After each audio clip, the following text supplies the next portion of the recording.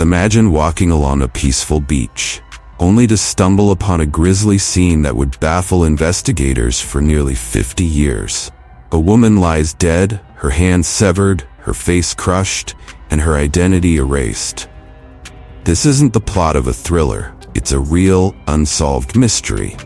Welcome to the chilling story of the Lady of the Dunes, one of the most twisted cold cases in American history.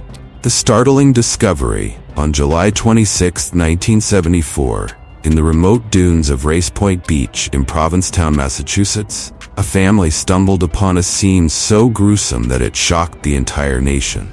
A woman's body was found partially buried in the sand, face down on a towel, her hands severed, and her skull crushed.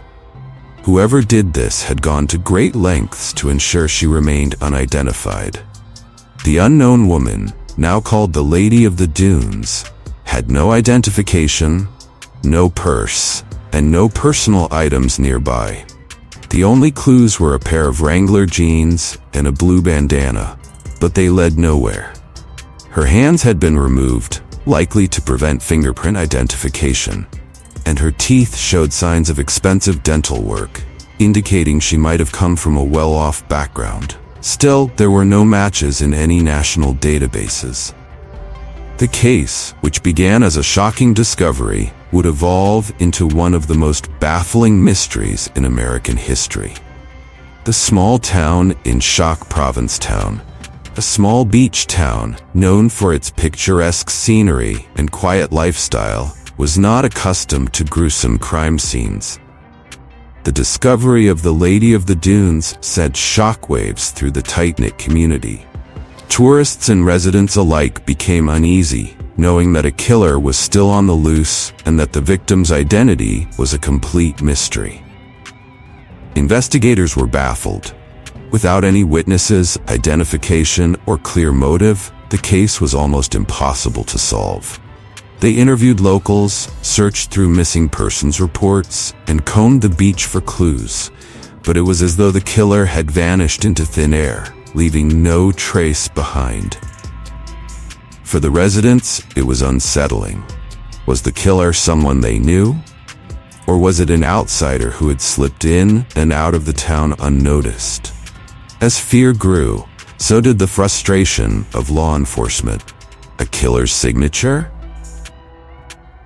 One of the most disturbing aspects of the Lady of the Dunes case was the nature of her injuries. Not only had she been violently bludgeoned, but her hands had been removed, likely with surgical precision. This type of crime suggested that the killer had experience, perhaps a trained professional or someone involved in organized crime. It seemed too calculated to be a random act of violence. Some investigators speculated that the Lady of the Dunes might have been a victim of a serial killer. The 1970s were marked by a surge in serial killings across the United States, and the manner of her death seemed to fit the profile of a predator who had killed before. Despite these theories, there was no immediate evidence linking the case to any known serial killers, and the investigation seemed to hit a dead end. Endless theories, no answers. As the years passed, theories about the identity of the Lady of the Dunes and her killer swirled. Some believed she might have been involved in illegal activities or had ties to organized crime, given the effort to conceal her identity. Others thought she might have been a runaway, traveling through Provincetown before meeting a tragic end. There were also wild speculations. Some suggested that she could have been a victim of human trafficking, smuggled into the country and then killed by her captors. Others entertained the possibility that she was a foreign spy, executed to silence her for good. No theory, however, could explain why no one had come forward to identify her, or why no missing persons reports matched her description. It was as if she had never existed. The Hollywood connection. In 2015, the case of the Lady of the Dunes gained a renewed burst of interest thanks to a chilling theory. Joe Hill, author and son of horror writer Stephen King, was watching the classic film Jaws when he noticed something unsettling. In one scene, an extra in the background bore a striking resemblance to the composite sketch of the Lady of the Dunes. The extra in the film was a woman with long reddish-brown hair, wearing a blue bandana, just like the victim. The theory suggested that the Lady of the Dunes might have been an extra on the set of Jaws, which was filmed nearby in Martha's Vineyard in 1974. After filming, she could have traveled to Provincetown, where she met her killer. Though intriguing, this theory remains speculative. The woman in the film was never identified, and no concrete evidence linked her to the Lady of the Dunes. False confessions and dead ends. Over the years, several people came forward claiming responsibility for the murder of the Lady of the Dunes. One such confession came from convicted serial killer Haddon Clark, who claimed to have killed her in a fit of rage. Clark, however, was known for his unreliable statements, and investigators were unable to verify his involvement. Other leads emerged, but they too turned out to be dead ends. Each time hope was reignited, it was quickly extinguished by the lack of solid evidence. The investigation continued, but without new information, the case grew colder with each passing year. The promise of DNA technology. In 2000, forensic science took a leap forward with the development of DNA testing. Investigators hoped that DNA could finally identify the Lady of the Dunes and bring new clues to light.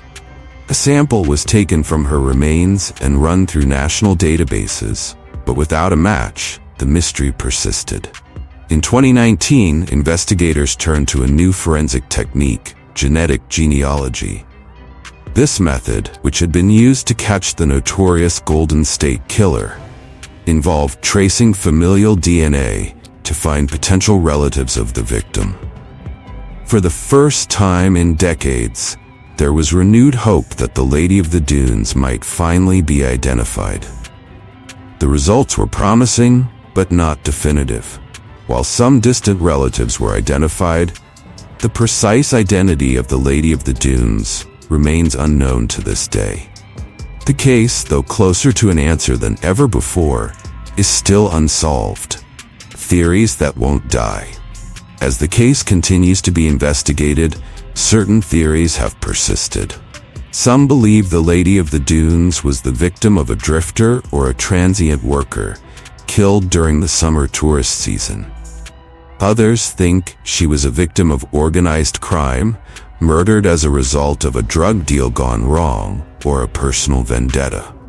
There's also the theory that she was a sex worker, given her isolation at the time of the murder, and was killed by a client or pimp who wanted to erase all traces of her existence. But with no clear leads, all these theories remain speculative. To this day, investigators, true crime enthusiasts, and internet sleuths continue to pore over the details, hoping to piece together the puzzle of who she was and who ended her life so brutally. The unsolved legacy. The Lady of the Dunes case has left a lasting mark on the true crime community and the town of Provincetown.